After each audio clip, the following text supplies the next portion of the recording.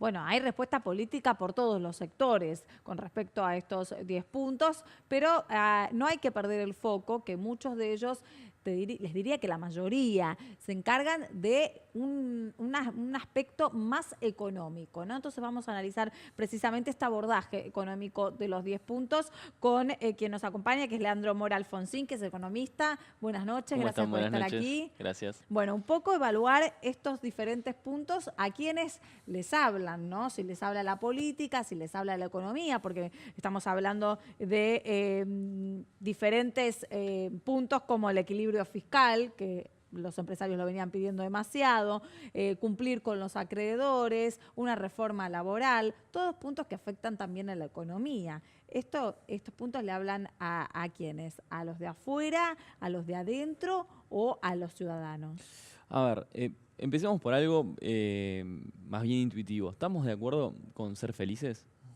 Sí, yo sí. Estamos todos de acuerdo con ser felices. Yo sí. Bueno, estamos todos de acuerdo también con que hay que estar al día con los acreedores llegado el momento, estamos de acuerdo con que hay que exportar más, estamos de acuerdo con que la presión impositiva, tenemos que tener una estructura impositiva equitativa y progresiva, estamos de acuerdo en un montón de cosas. No sé si llamar a un acuerdo de 10 puntos, mostrando diálogo cuando se te está incendiando tu política económica, es una muestra de fortaleza o es algo que genere confianza hacia el mundo. Hacia el mundo lo que genera confianza es si la política económica llega a contener las fragilidades expuestas que nos dejaron 7 meses de corrida cambiaria en el 2018 que siguen teniendo coletazos hoy. ¿Pero usted qué dice? ¿Que esto es perder el tiempo? Para mí esto es una cuestión más que nada electoral, son los gestos de los políticos a un mes del cierre de las listas. Ahora, hoy por ejemplo, salió el número de industria en marzo, ha caído un 13% la industria en el mes de marzo interanual, Sí. un 11% en el primer trimestre del año, es decir, el piso que se hablaba en los primeros meses del año de que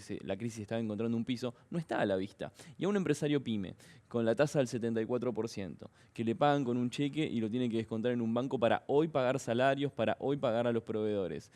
El consenso en sí, los 10 puntos de consenso, No lo ¿le dan modifica. le da certeza de que estamos llegando a superar la situación?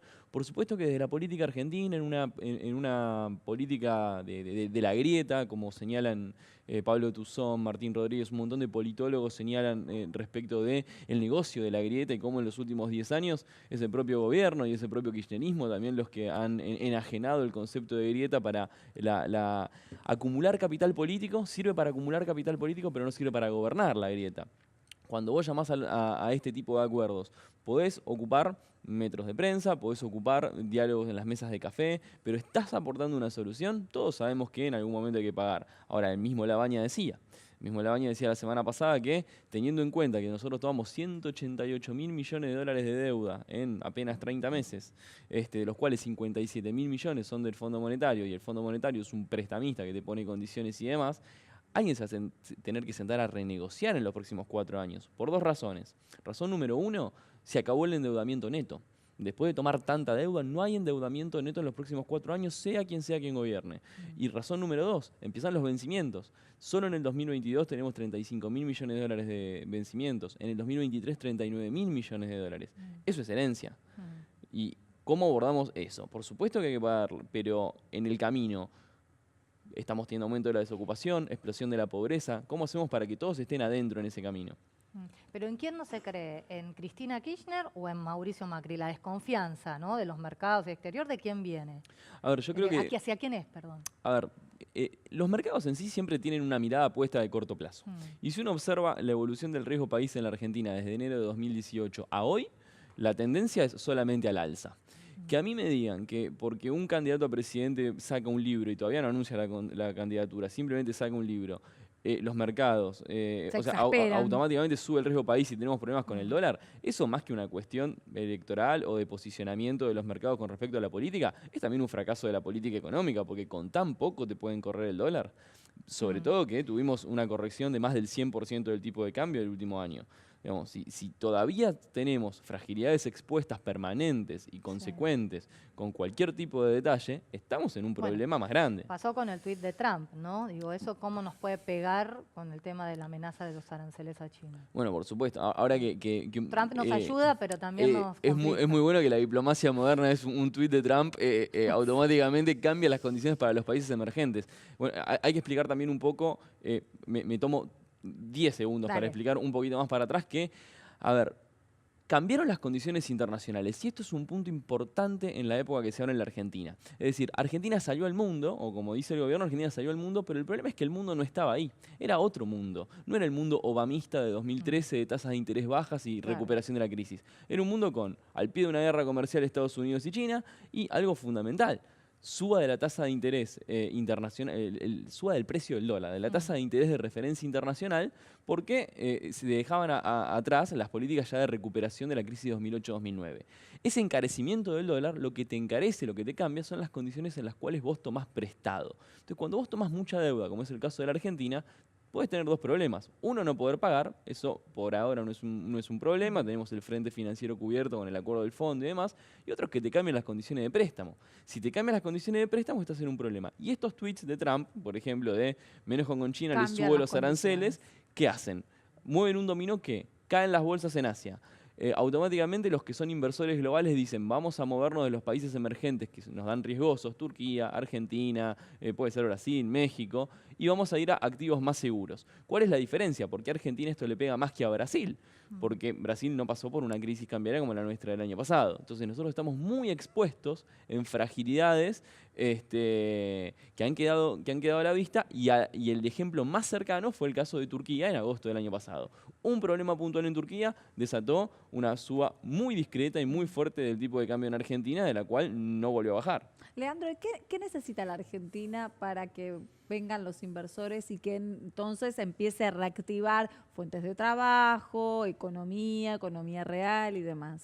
Bueno, a ver, cuando hablamos de inversión, y me parece que la orientación de tu pregunta es hacia la inversión productiva. Es una fábrica que genere empleo o una consultora que brinde servicios y ofrezca y genere empleo.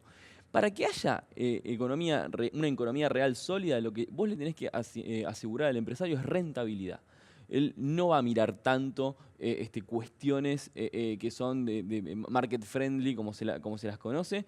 Es decir, nadie invierte en un lugar donde no está seguro de ganar plata. Si vos querés vender tornillos, tenés que estar seguro que alguien te va a comprar esos tornillos. Claro. Y en un país donde el salario real el año pasado cayó 10 puntos, donde aumenta la desocupación, está en el 9,1, están cerrando muchas de donde están cerrando empresas, industriales, donde la informalidad es muy alta, donde con 24.000 pesos, menos de 24.000 pesos sos pobre, pero con no mucho más de 50.000 ya estás en el 10% más rico de la población prácticamente, es decir, donde la distribución del ingreso ha cambiado, un país que ha pauperizado las condiciones de trabajo, donde no se están discutiendo las reformas que ha planteado el gobierno mismo, se han quedado todas truncas. La reforma tributaria no abordó los aspectos de lo compleja que es la estructura impositiva de la Argentina, es decir, todas esas cosas se pueden, todo lo que es la micro se puede trabajar, pero si la macro no anda, la micro no se luce. O sea, si vos no tenés, si la gente no sale a comprar, a consumir, a motorizar la economía, todos los esfuerzos que vos podés hacer se quedan a mitad del río.